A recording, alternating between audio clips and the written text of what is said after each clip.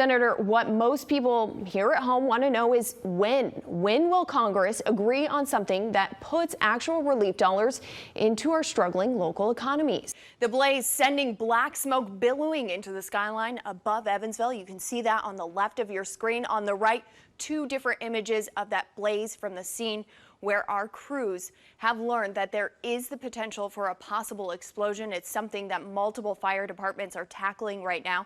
We also have a team on the ground covering this developing situation. I'm a little nervous about this.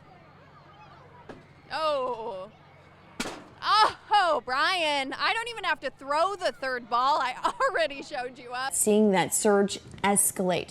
According to data released by the Washington Post, Kentucky has the highest hospitalization rate nationwide.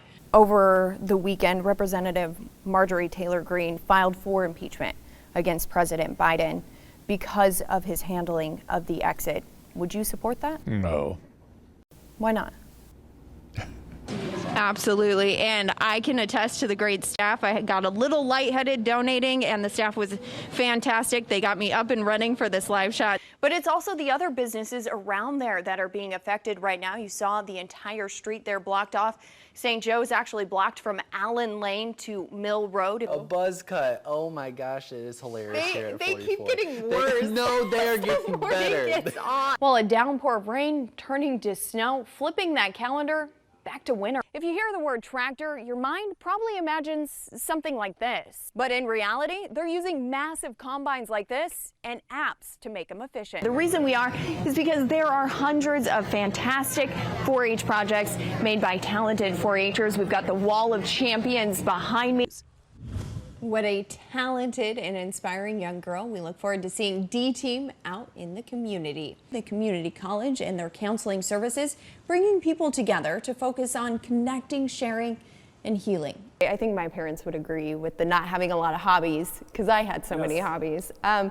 Getting down to business, though, medical marijuana, with the potential of it passing here in Kentucky, operating with less than 50% of their normal student population, which means for Max, Christian, and Wyatt, and the other students here right now, a little extra space. Many Americans are asking why bother if these bills don't have bipartisan support. Would it not be more effective to put efforts towards reaching a compromise that will actually reach Americans and more specifically tri-staters? Most cases, yes. But what about things like for people with diabetes and that insulin drug, that the cost just keeps going up, even with insurance? How do you go about not only doing the single handouts, but also ensuring residents get back on their feet, that they're able to pay their rent and utilities, able to feed their families?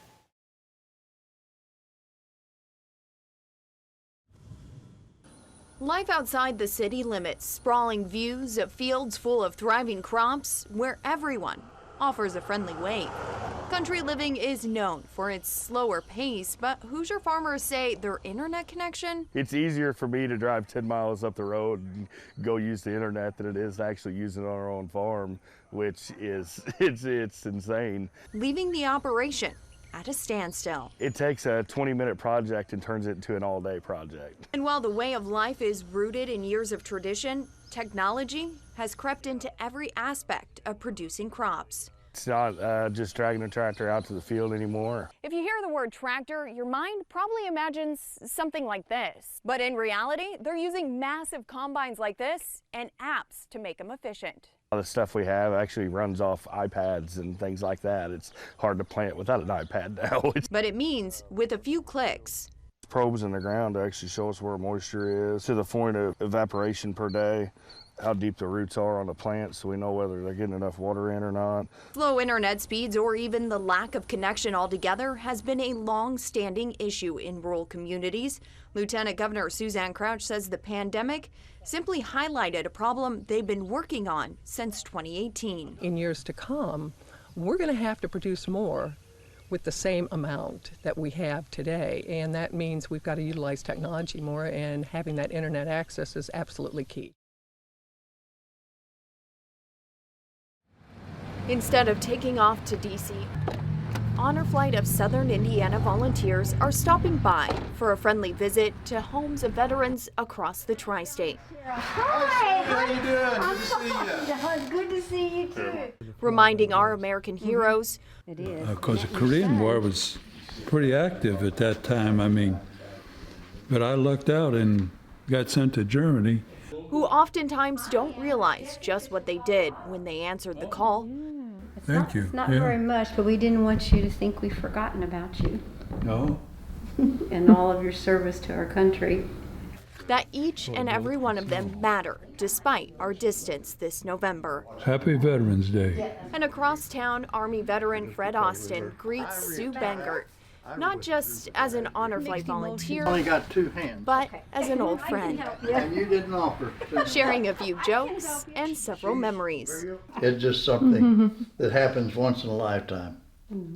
And to remember it, it's no problem to remember because it was fantastic. These care packages full of various items, a good excuse to catch up. So this has been a great opportunity to reconnect with some of the veterans. A small gesture with a powerful message. We salute you.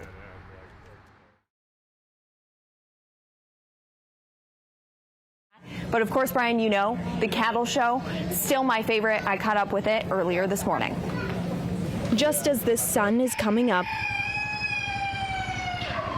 only hours after the carnival rides have halted and the smell of deep fried, well, just about everything starts to dissipate, that's when the cattle barn comes to life. Oh, I love the atmosphere. I love the excitement. The air thick with humidity and anticipation of show day. It's one of the best things you could do. It's the culmination of months, even years of hard work. It's long, it's a long process, to put it in simple words. And I mean, we work with them every day, several hours a day. It's a lot of extensive training for them and us. Before these 4-H'ers can show off the fruits of that labor, there's quite a to-do list. They're eating, washing them, blow drying them, and then we fit them. We put glue in their hair and hairspray and stuff too. All leading to a precious few moments in the show ring. And while the blue ribbons and purple banners are something to be proud of, Everybody likes winning. I like helping the younger kids. it's the memories and friendships made, Spending time with family, meeting other people, petting other animals. and the lessons learned. Loyalty to your animals and, you know, accountability. Responsibility and leadership. Just don't give up. Keep working. That truly counts. But I know that everything I've learned from it will it'll carry me throughout life, so I'm very thankful for 4-H and showing cattle. Brian, very impressed with all of the 4-H'ers who exhibited cattle today. Also impressed with this display behind me. It's 4-H through the decades. It's the 100th anniversary of the Vanderburgh County Fair. Come out and check out all the projects that were entered decade over decade to make this fair a success. We also have the tractor pull tonight, the professional one on Friday, demo derby on Saturday. There's something for everyone.